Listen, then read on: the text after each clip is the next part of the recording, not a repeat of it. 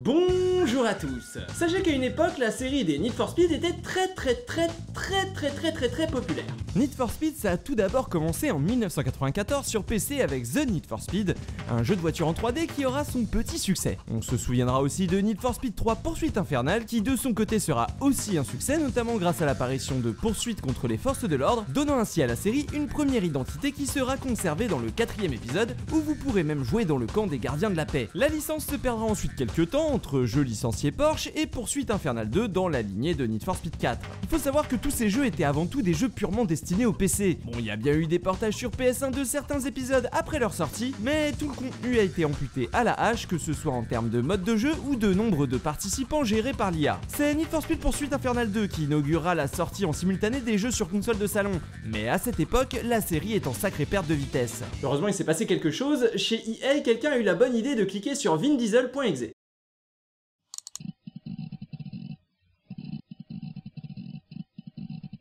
C'est presque 10 ans après le début de la licence, en 2003, que Need for Speed obtiendra une deuxième identité, passant de l'attention des poursuites infernales aux joies de la nuit et du tuning, avec Need for Speed Underground qui sort 2 ans après le succès au cinéma d'une autre série qui aime bien éliminer les The Fast and the Furious. Bon alors pour ceux qui connaissent pas Fast and Furious, c'est simple, c'est Point Break avec des voitures. Need for Speed Underground est donc un énorme succès puisque le jeu s'est vendu à plus de 15 millions d'exemplaires partout dans le monde. Un succès qui donnera naissance à une suite pour que finalement le tuning fasse partie de l'ADN de la série, puisque la possibilité de customiser entièrement ses voitures restera une constante sur tous les épisodes qui suivront. Et si dès Need for Speed Underground 2 la série passe à l'open world, la saga reconstruira progressivement son ADN en revenant à ses racines, et ce jusqu'à ce que la série prenne un nouveau tournant au milieu de la génération PS360.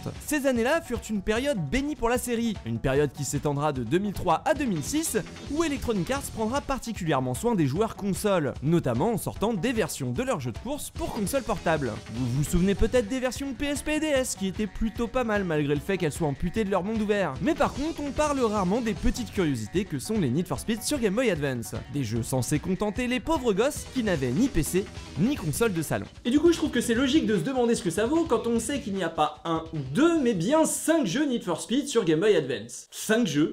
Allez, c'est parti pour tester tout ça. Comme je l'ai dit, il y a 5 jeux Need for Speed sur GBA que nous allons découvrir dans l'ordre chronologique de leur sortie, en commençant par Need for Speed Underground qui visiblement n'était pas prêt à temps puisqu'il est sorti quelques mois après les autres versions. Bon, je pense qu'on se souvient tous d'Underground, de Rob Zombie, de Lil Jon, de la nuit et des néons sous les voitures, de la nitro et des reflets des lumières de la ville sur le capot des voitures. Et la bonne nouvelle, c'est que tout est là. Bon, sauf les reflets des lumières sur les capots des voitures, mais bon, on est sur GBA, hein, faut pas rêver non plus. Alors déjà, la superbe intro en 3D nous permet de comprendre que certaines chansons ne devraient jamais être compressées pour la GBA.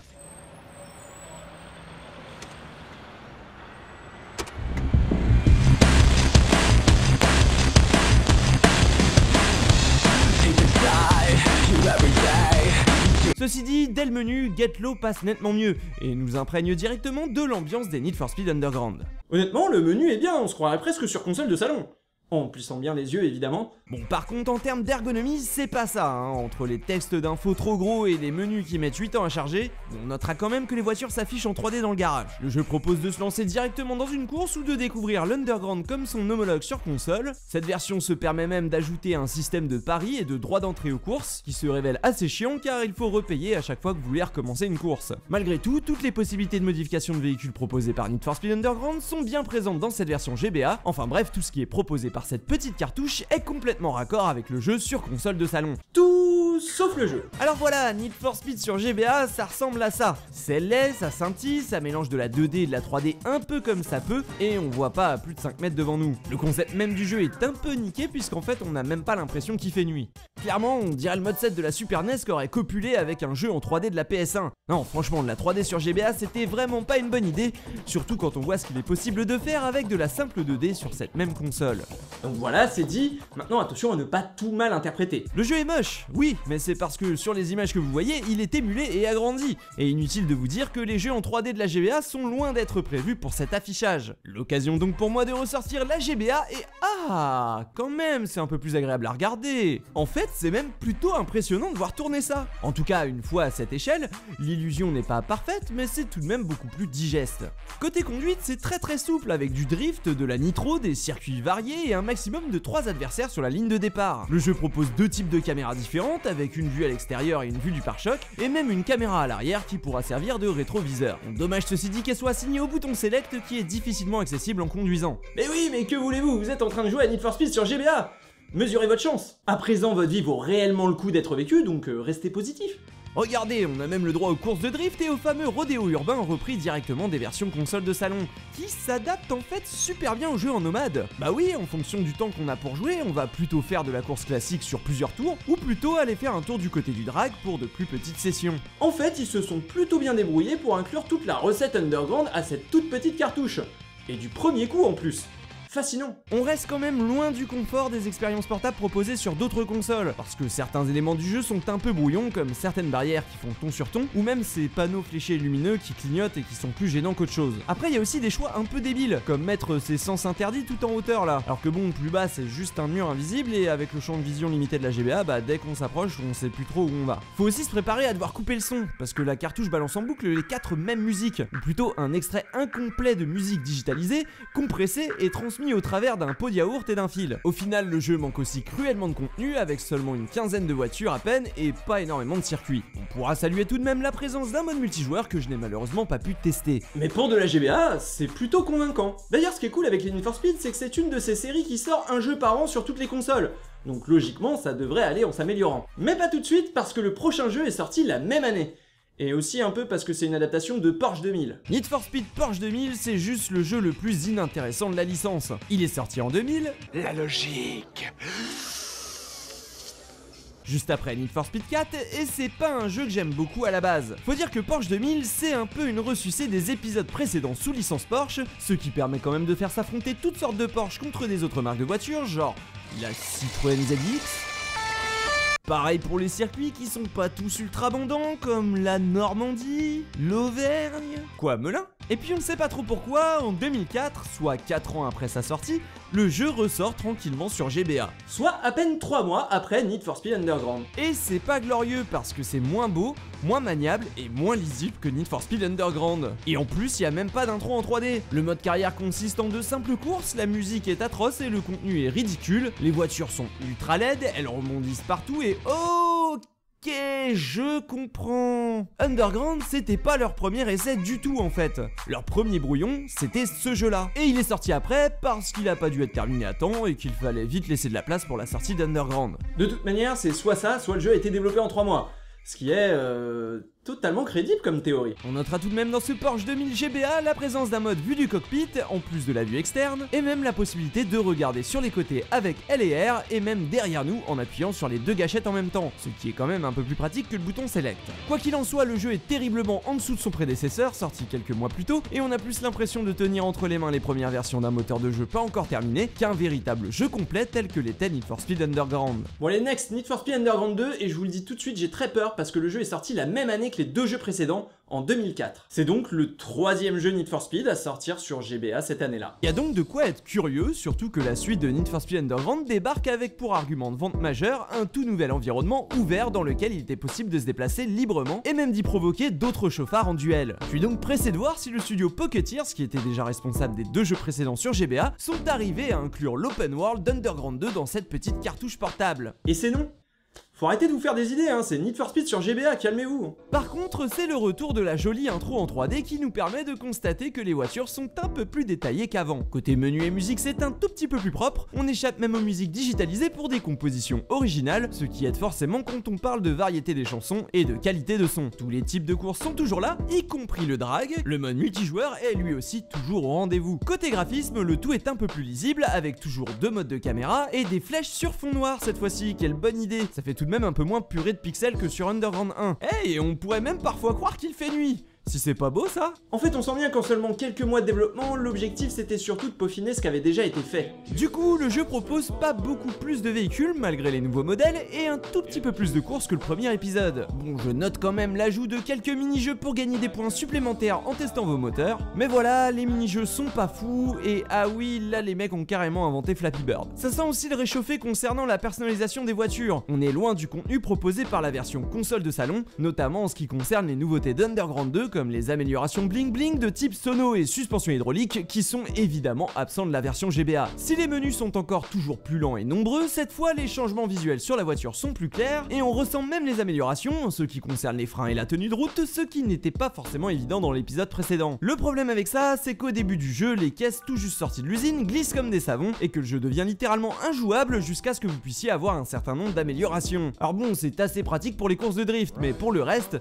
ça reste quand même assez désagréable. Au final, c'est à peu près le même jeu. Et en fait, ça, on peut même le voir jusqu'au clavier quand on écrit son nom de profil en début de partie, qui est exactement le même que sur les jeux précédents. Rien de bien nouveau par rapport à ce qui a été fait sur Underground, mais en même temps c'est compréhensible quand c'est le troisième jeu que tu sors la même année. Allez, next. Need for Speed Most Wanted, sorti donc pile un an plus tard, en novembre 2005. C'était le grand retour de la police dans la série, qui se permettait même de garder la formule open world et les améliorations tuning. L'occasion de proposer de folles poursuites à travers la ville et de laisser le joueur gravir les échelons de la liste noire des pilotes les plus recherchés de cette dernière. Et malgré le fait qu'il soit beaucoup moins riche qu'Underground 2, bah j'aime beaucoup ce jeu. La conduite était cool, les défis plutôt sympas et c'était enfin l'occasion de se balader 2 jours. Et je dois dire que l'ambiance du jeu était plutôt réussi. En fait, c'est surtout que les types d'épreuves différentes étaient plutôt limités et que le jeu manquait de beaucoup des ajouts qui avaient été faits à l'époque de la sortie d'Underground 2. Mais sinon, le jeu était bien, hein. Sur console et PC.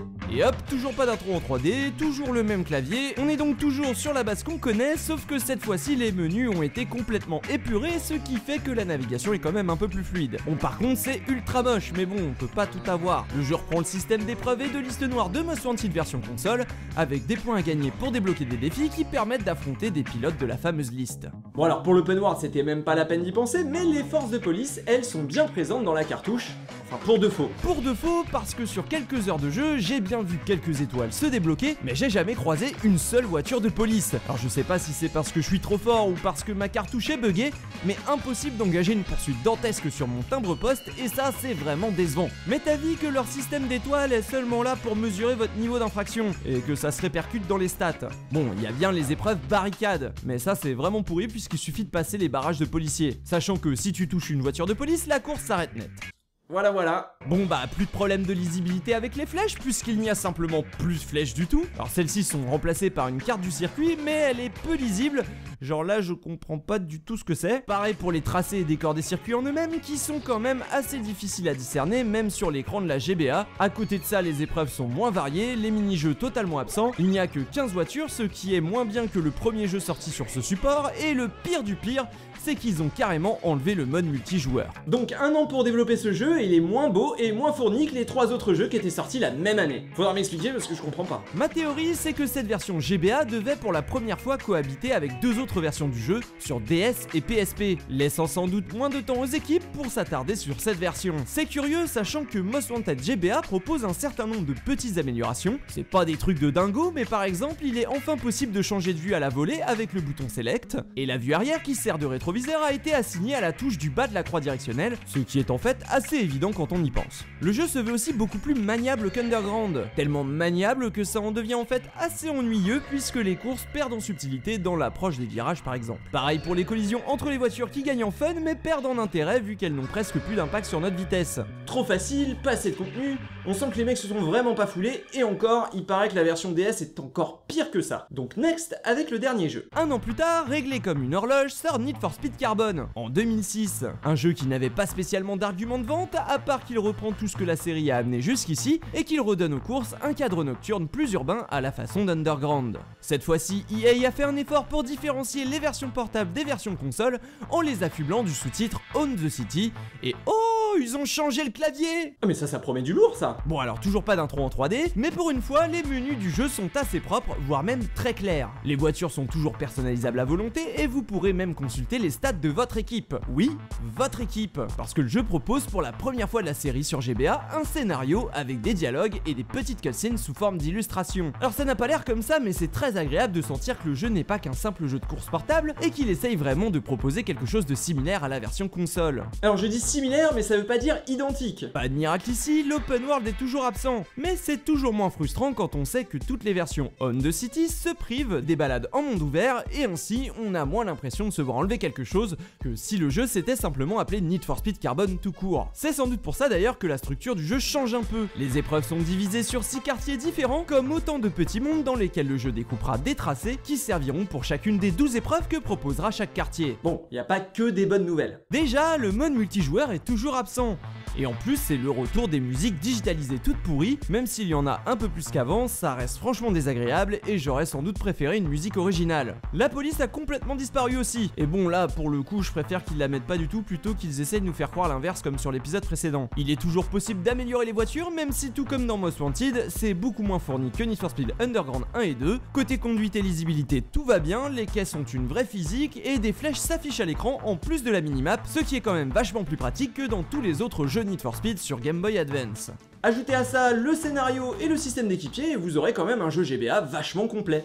Alors il est toujours possible de débattre sur l'intérêt fondamental de ce type de sous-version, mais rappelez-vous que dans les années 2000, les consoles de salon restaient quelque chose de pas forcément aussi mainstream qu'aujourd'hui et qu'il était souvent difficile de convaincre ses parents d'acheter ce gros machin qu'il fallait brancher sous la télé du salon. Et personnellement, j'aime beaucoup me mettre à la place de ce gamin qui n'avait qu'une GBA et qui voyait tous ses copains s'éclater sur les Need for Speed, mais qui n'avait pour se satisfaire que ces versions GBA au rabais. Et je pense que si ça avait été mon cas, j'aurais été plutôt content de jouer à tous ces jeux. Alors certes, on est loin des versions consoles de salon qui étaient pour la plupart au top graphiquement à l'époque et qui ne cessaient de proposer toujours plus de contenu, de scénarios et de modes de jeu. Mais pour des versions beaucoup plus modestes, la plupart des Need for Speed sur GBA s'en sortent plutôt pas mal et j'imagine que ces jeux ont forcément dû être joués par leurs heureux acquéreurs. Tenez, par exemple, pour faire cette vidéo, j'ai acheté des exemplaires d'occasion de ces jeux et la plupart étaient toutes complétées à 100% par leurs anciens propriétaires. Alors ça veut pas dire que ce sont des chefs-d'œuvre pour autant, mais tout de même c'est que les quelques heures qu'ils ont passées dessus ne devaient pas être totalement désagréables. Bon, il fallait juste éviter Porsche Unleashed et Most Wanted qui sont vraiment en dessous. Mais le plus étonnant dans cette histoire restera sans doute l'existence d'un studio comme Pocketeers qui n'aura littéralement fait que ça. Et voilà, c'était super! Non, en fait, non, c'était pas top. Vous, faites-moi savoir si vous aimeriez d'autres vidéos de ce style, je sais pas, sur les versions PSP ou DS, ou même pourquoi pas les versions N-Gage qui existent. Pour le reste, merci d'avoir regardé la vidéo jusqu'au bout, n'oubliez pas de la partager et de la liker. Quant à moi, je vous donne rendez-vous dimanche prochain. Bisous!